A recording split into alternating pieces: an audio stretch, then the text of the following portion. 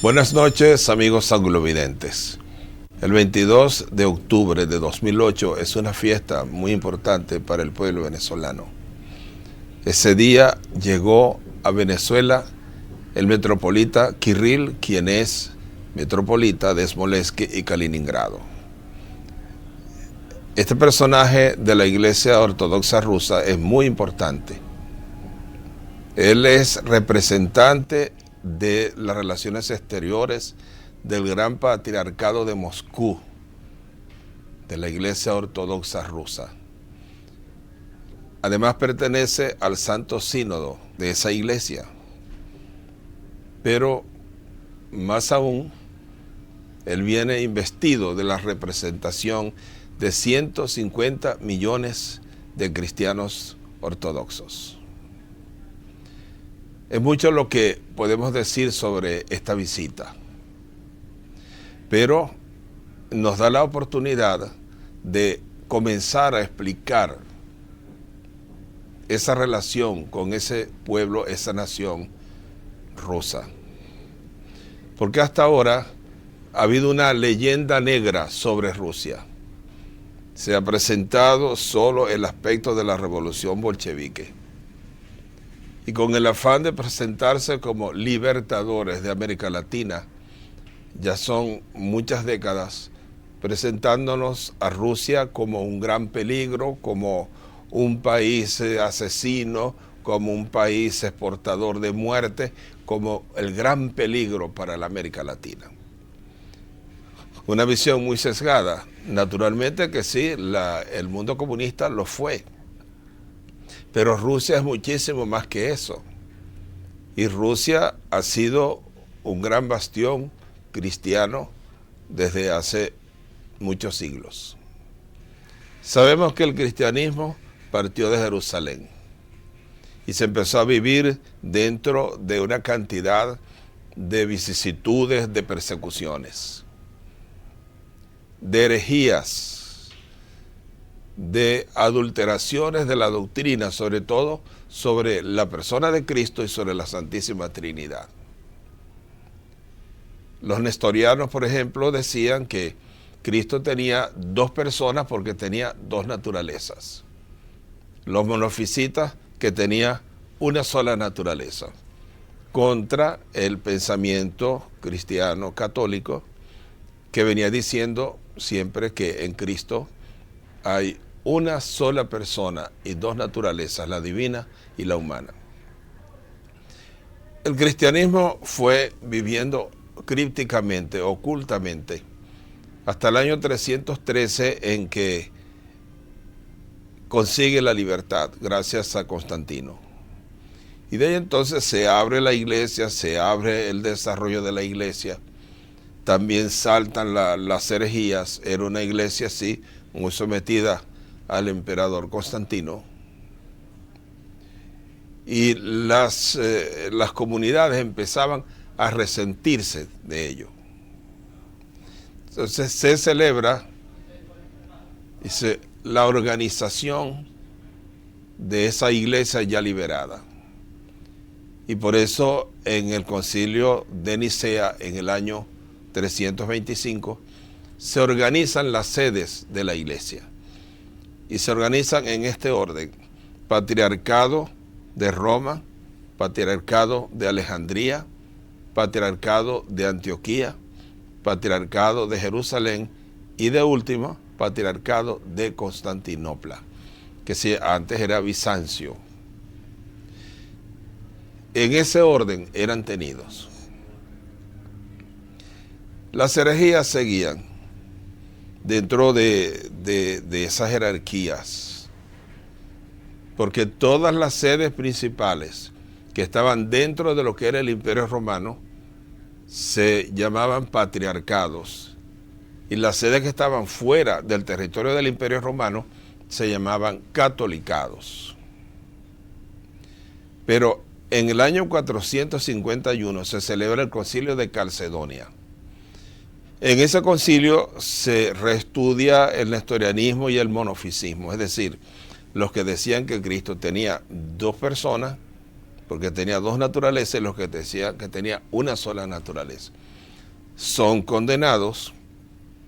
Entonces allí toda esa iglesia de Oriente decide unirse a esa condenación.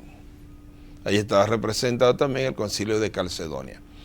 Y son los ortodoxos. Es decir, ortodoxo significa doctrina correcta. Pero en ese mismo concilio de Calcedonia, 451, sucede algo, un canon 28. ¿Qué decía el canon 28? Que la iglesia de Constantinopla, el patriarcado de Constantinopla, era igual al patriarcado de Roma, que eran idénticos, estaban parejos. Naturalmente que el Papa León I rechazó el canon 28 de Calcedonia. Y allí comenzó el mundo ortodoxo, es decir, cristianos auténticos, a seguir alejándose de Roma, lo cual ya venía sucediendo por cuanto esa tirantez que se dio entre el imperio de Oriente y el imperio de Occidente, romanos ambos, después de la muerte de Teodosio el Grande. Arcadio y Honorio fueron las cabezas de esos dos imperios. Se trasladó también al mundo eclesiástico por esa unión que existía entre ambos. Pero Constantinopla se convierte en el gran centro del Oriente y mira hacia arriba y más hacia el Oriente. Y si nosotros vemos el mapa de donde está Constantinopla, vemos que por el Mar Negro llega muy fácilmente al puerto de Odesa. Es una travesía breve. Y de allí, en línea recta hacia arriba, se llega a Kiev. Y de Kiev se llega casi directamente a Moscú. Y de Moscú hacia arriba, ya casi cerca de Helsinki, se llega a San Petersburgo. Entonces, esa va a ser como una línea para ser evangelizada, cristianizada por el patriarcado de Constantinopla, que siendo ortodoxo, se consideraba en iguales condiciones que el patriarcado de Roma. Y va, en primer lugar, hacia Kiev, llamada la madre de todas las ciudades rusas. Y Kiev va a ser el meollo, va a ser el centro de la evangelización de Rusia.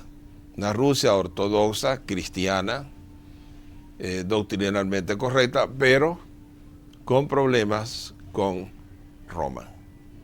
Continuamos esta historia porque es muy conveniente que esa Rusia demonizada por razones políticas demuestre y salga a la luz con su vida cristiana, que fue de una gran lucha, de una gran perseverancia y de un gran mérito.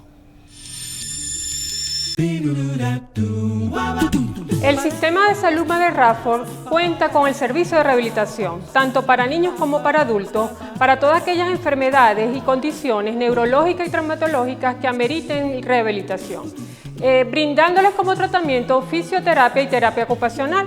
Además tenemos la valoración del médico foniatra para terapia de lenguaje y psicopedagogía.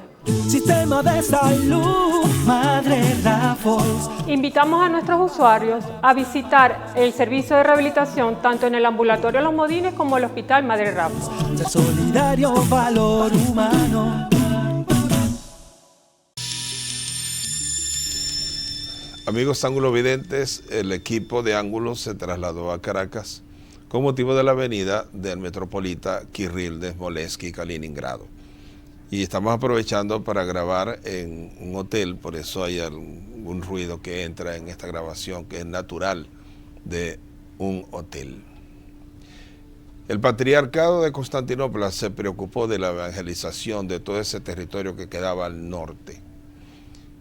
y por eso ya en el año 860 el patriarca de Constantinopla, Focio, escribe una carta y dice que ya él había enviado un obispo y varios misioneros a evangelizar toda esa parte norte, es decir, hacia Kiev, había enviado hacia Kiev. Y un historiador de esa zona y de todo ese proceso, Néstor, dice que en el año 905 ya existía cristianos allí en Kiev y que además tenían un templo dedicado a San Elías. Sin embargo, oficialmente conocemos unos acontecimientos que involucran la presencia de algunas mujeres. Y es en el año 945, cuando muere el soberano Igor y su esposa Olga se traslada a Constantinopla, desde Kiev hasta Constantinopla.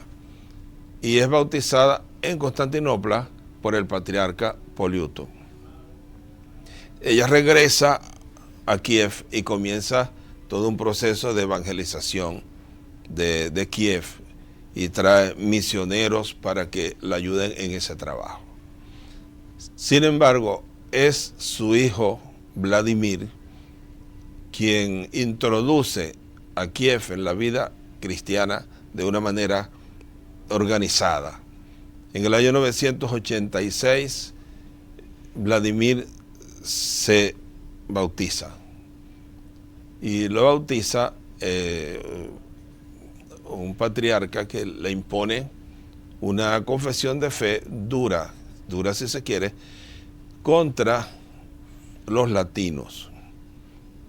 Evidentemente, también los latinos habían dado causa y habían dado motivo de muchos disgustos por esas implicaciones entre lo político y lo religioso. Se bautiza, se casa con Ana, entra otra mujer, hermana de los emperadores bizantinos, y empieza todo un trabajo para que todos sus súbditos se bautizan. Y se bautizaron. Y puso la primera piedra del templo dedicado a la Virgen María en Kiev. Y esa devoción a la Virgen María va a ser uno de los grandes distintivos de la piedad rusa. El pueblo ruso es sumamente mariano, con peregrinaciones que aún hoy se dan sobre esa piedad y esa devoción a la Teótoca, es decir, a la Madre de Dios. También establece contactos con Roma. Se establecen una cantidad de fiestas religiosas.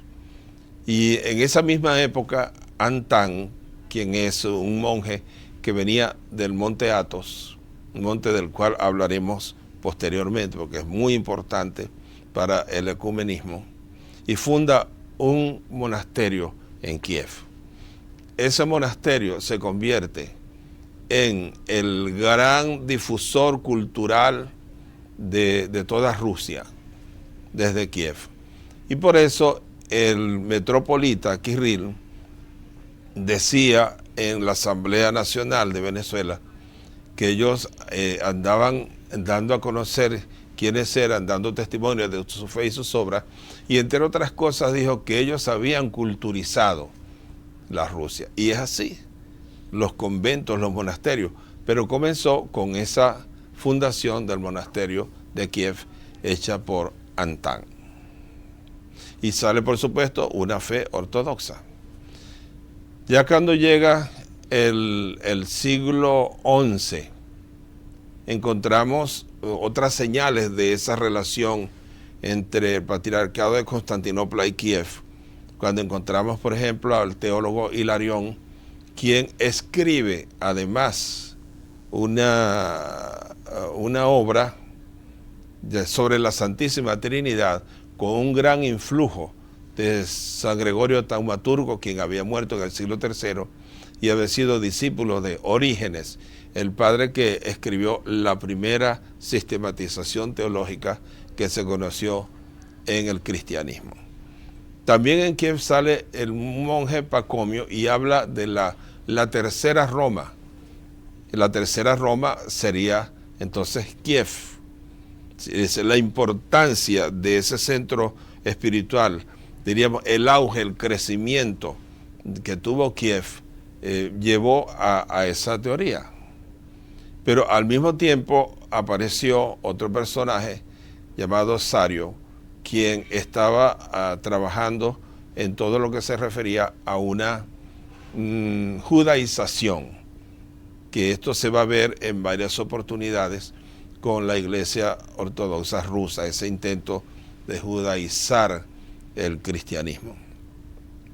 En el siglo XIII nosotros encontramos una serie de cánones, una serie de documentos canónicos donde se cataloga a los latinos de paganos, incluso se prohíbe el trato con los latinos, con los occidentales.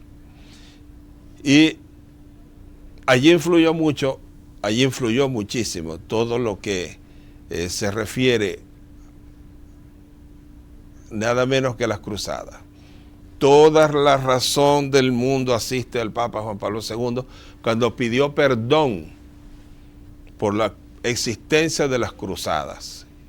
Por ejemplo, Inocencio III, el Papa Inocencio III, se dirigió a los príncipes rusos con la teoría teocrática, que él decía que él era el mediador entre Dios y los príncipes, y los llamaba pues a una unión.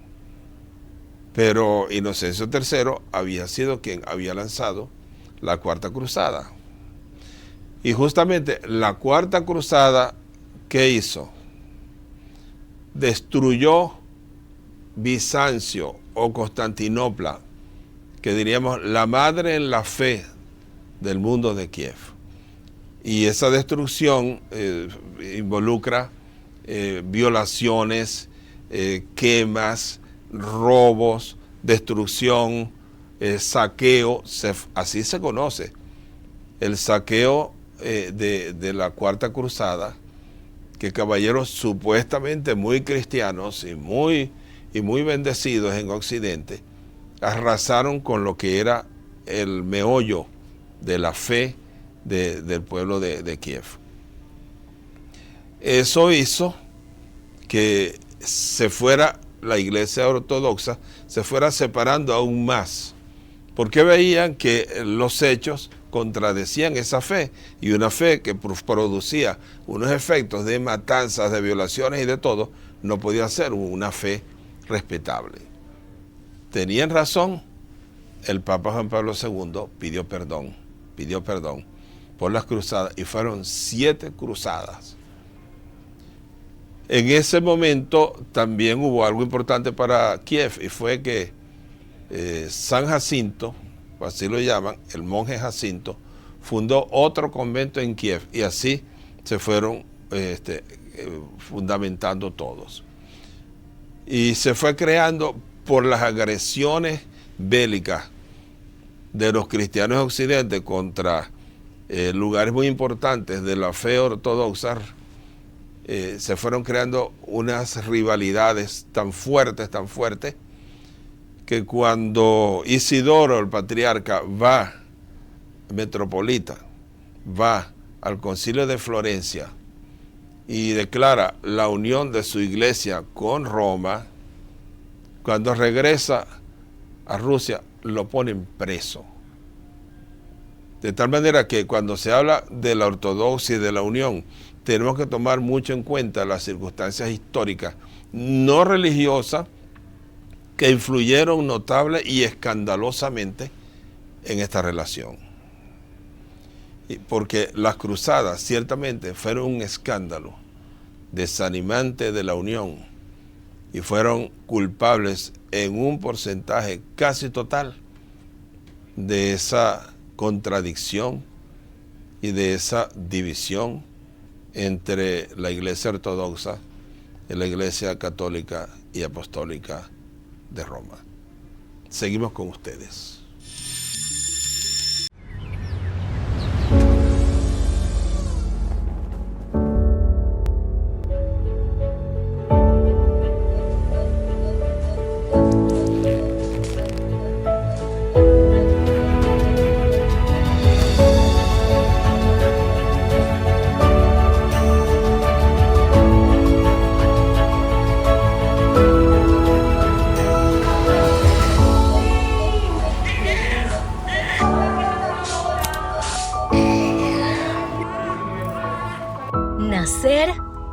Madre Raffles.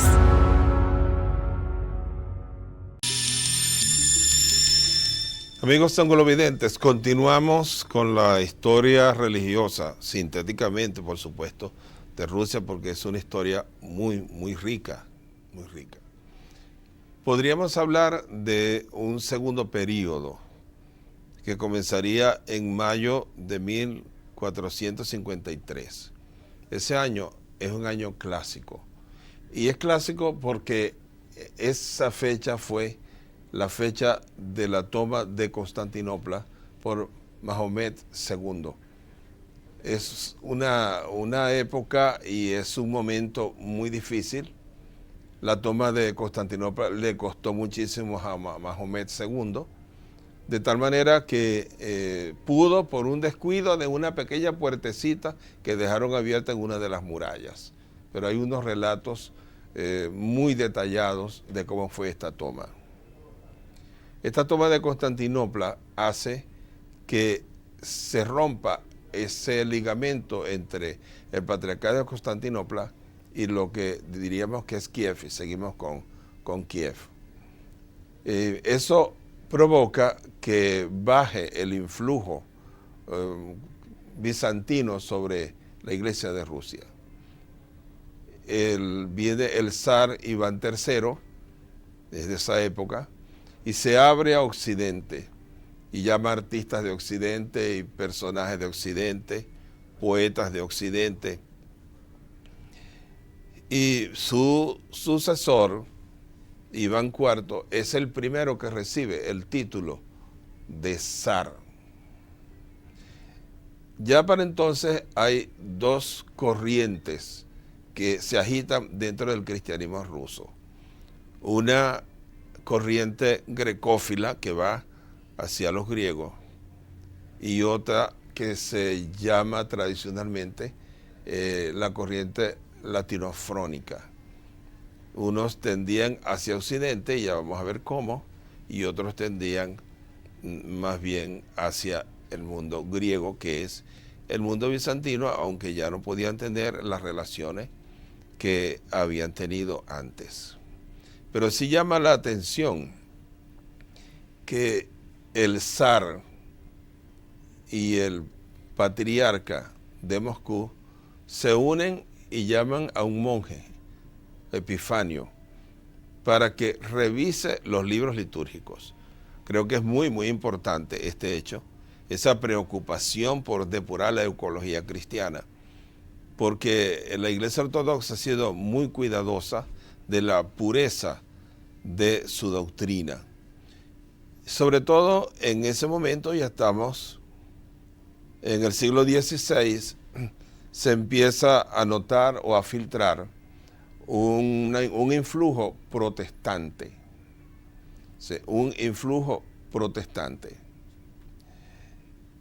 Y a raíz de eso, como ese protestantismo venía de Occidente, en 1551 se celebra el concilio de los 100 cánones, donde se habla del paganismo de los occidentales, de la corrupción de los occidentales, porque ya entonces se movían en dos perspectivas, la perspectiva que venía de Roma, la perspectiva que venía de la anti-Roma.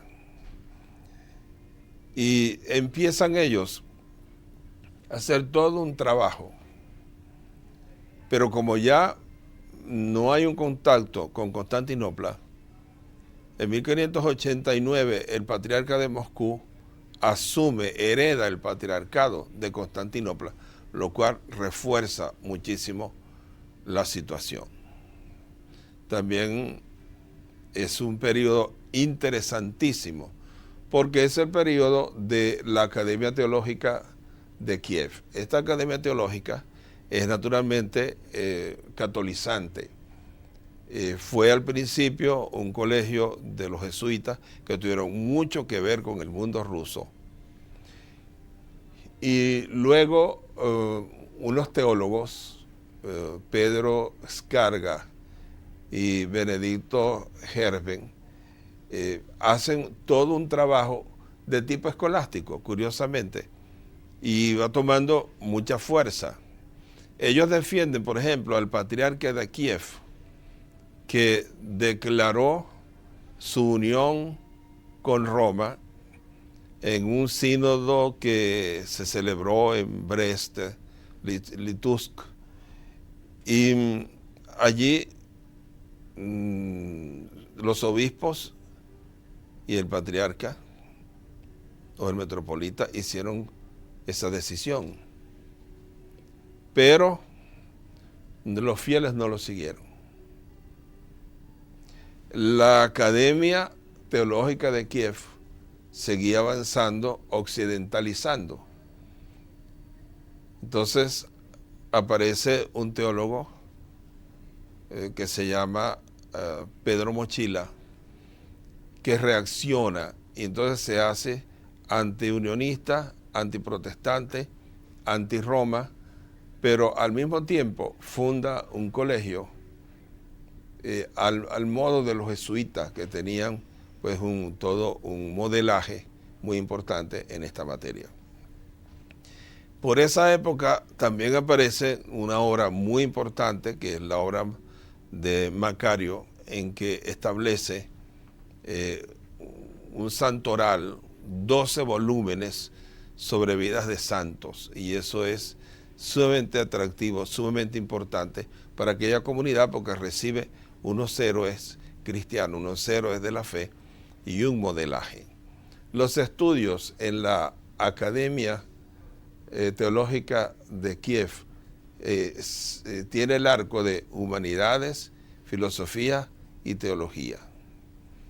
Y se celebra al estilo escolástico, es decir, discusiones públicas sobre distintos temas.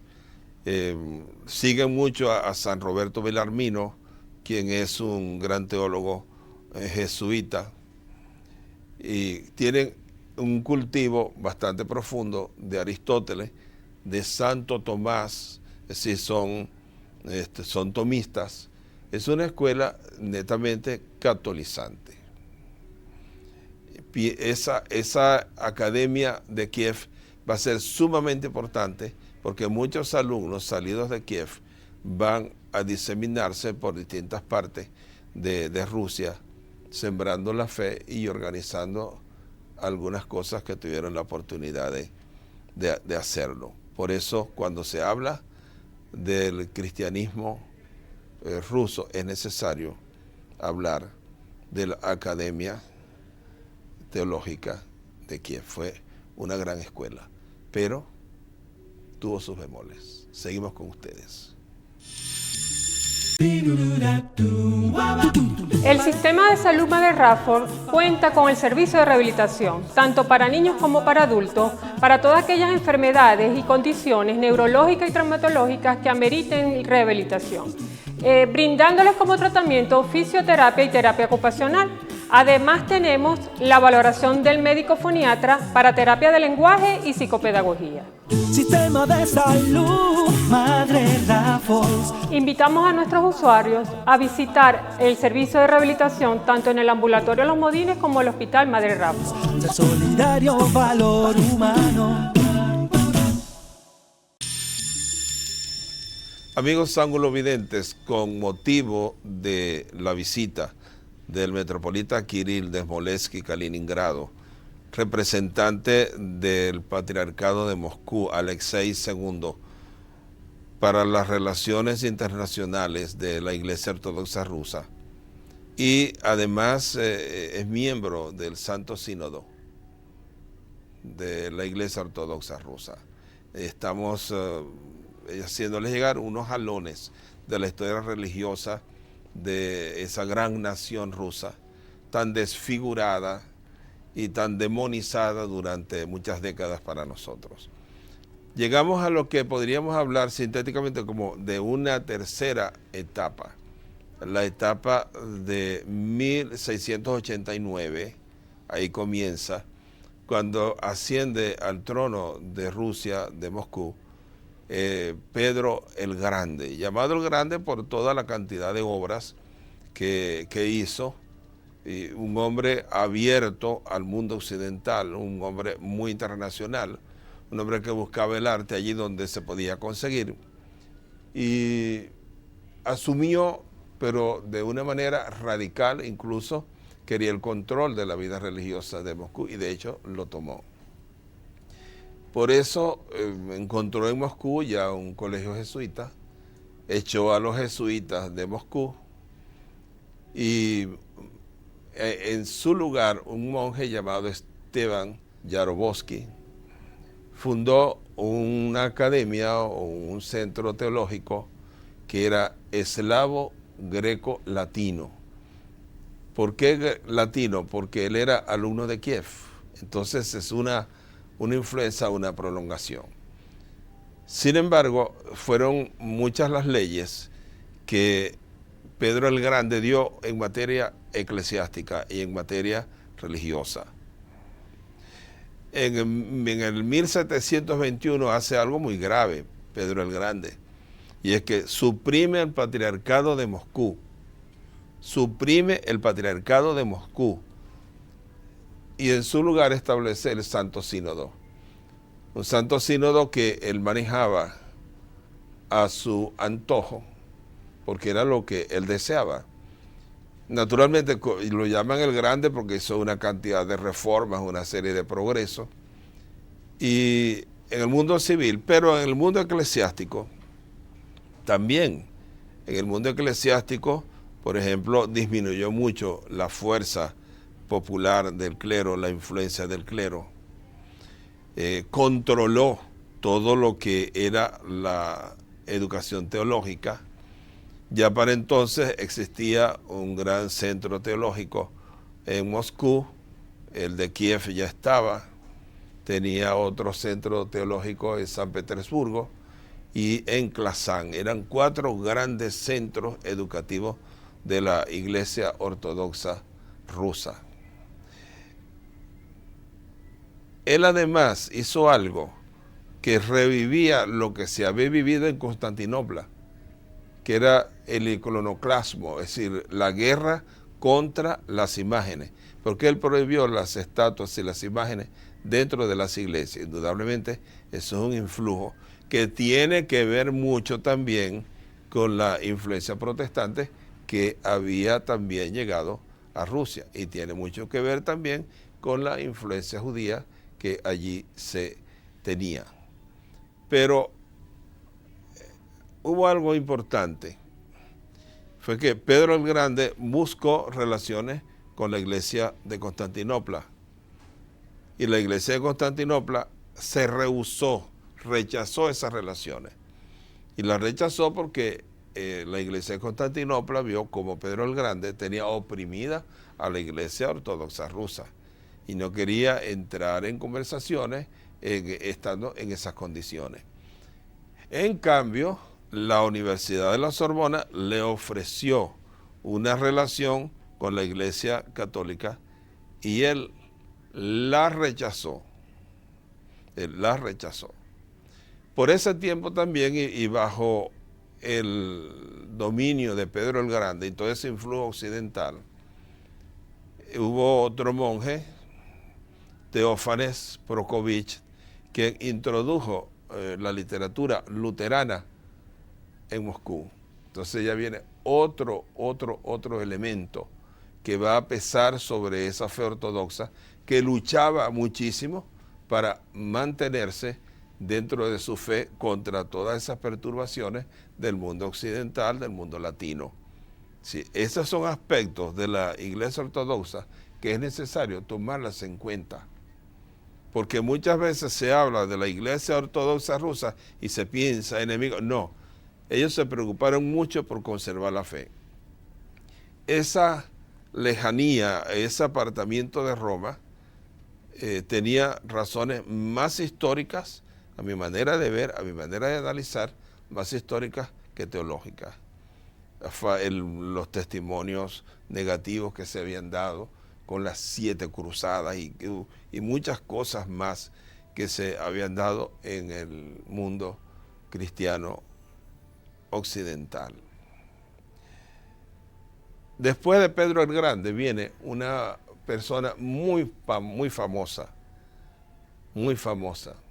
Catalina II la Grande también, muy abierta al mundo occidental, muy abierta a la cultura universal, muy progresista.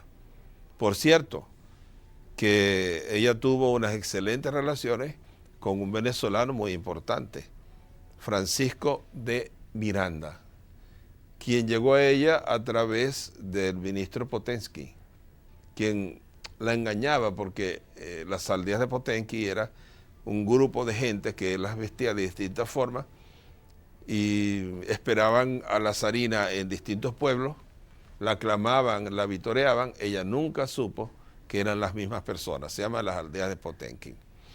La época de Catalina II la Grande fue muy difícil para la Iglesia Ortodoxa rusa. Y fue muy difícil porque ella incautó los bienes de los monasterios, los bienes de la iglesia.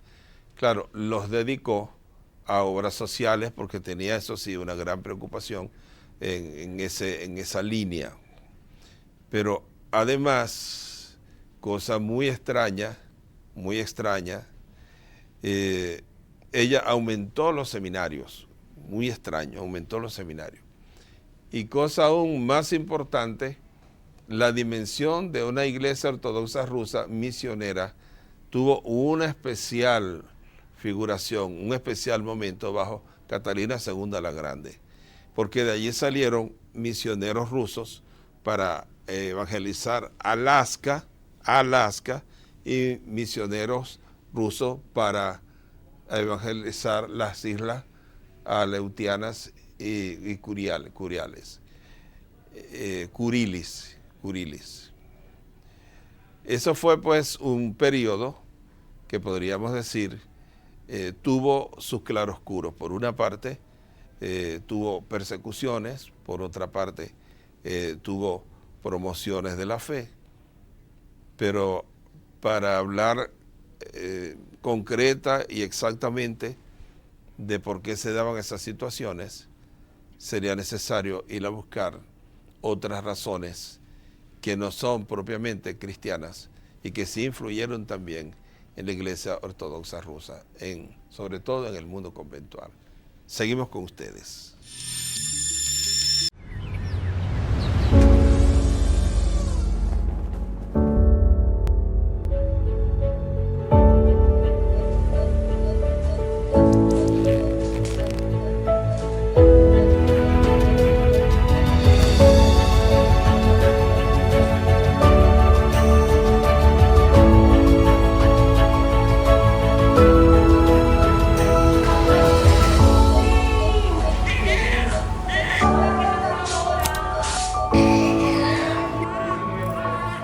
Nacer en Madre Raffles.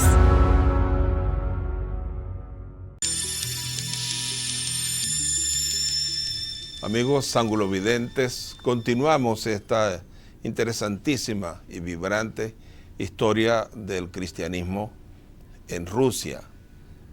Sobre todo hemos sido movidos a ello por la visita del metropolita Kirill de Smolensk y Kaliningrado. Tiene la gran importancia de representar 150 millones de ortodoxos rusos, cristianos. Comenzando el siglo XIX, sube al trono Alejandro I. Este zar representa una gran dificultad para el mundo católico ruso, porque hace una persecución al catolicismo ruso, cierra noviciados, prohíbe a los sacerdotes extranjeros confesar, se da todo un movimiento de reacción y Alejandro I suprimió 202 monasterios de los 300 que existían. Pero contradictoriamente, recibió a los jesuitas que habían sido suprimidos por la Santa Sede. Quizás por eso, porque habían sido suprimidos por Roma, él los recibió y naturalmente con esa preparación y ese sentido de los jesuitas, él los veía como elementos de cultura, pero los recibió. Mientras en todo Occidente los soberanos los echaron de sus reinos, les prohibieron, entre esos de aquí también de Venezuela. Alejandro I los acogió en Rusia y allí pues la congregación se fue preservando. A Alejandro I le tocó nada menos que 1812. Cuando escuchamos 1812, recordamos también a Tchaikovsky, quien musicaliza la invasión de Napoleón a Rusia, defendida por ese gran murallón que son sus hielos. Ahí no ha podido nadie pasarles, tienen esa gran protección natural que es su clima, que es su nieve en ese bellísimo país, en esa gran nación que es la nación rusa. Y Napoleón invade una nación que entonces tenía 20 millones de kilómetros cuadrados. 20 millones de kilómetros cuadrados. Es decir, Venezuela cabe cantidad de veces en ese territorio. Y para entonces tenía 50 millones de habitantes, que no eran muchos para el territorio, pero que sí eran muchos dada la población de la época.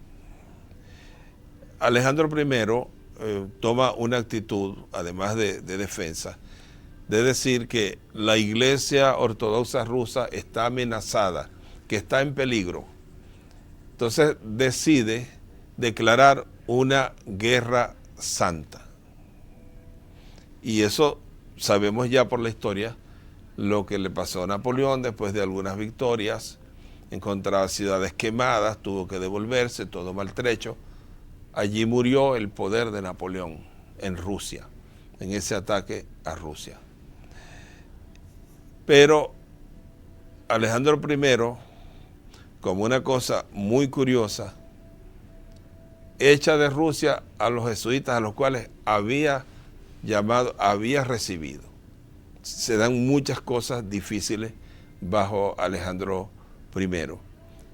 Y al mismo tiempo, contradictoriamente, en el año 1815, él establece relaciones con Roma, establece relaciones con el Papa. Y después vamos a ver qué es lo que sucede con esa relación.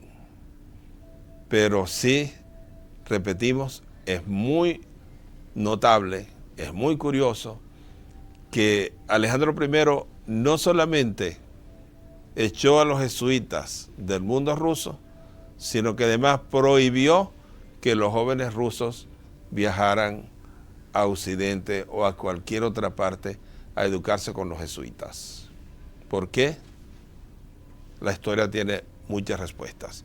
Amigos ángulo-videntes, continuaremos el próximo domingo con esa historia para entrar ya en el mundo de los zares Nicolás, que son muy importantes para toda esta historia decisiva y en el mundo contemporáneo.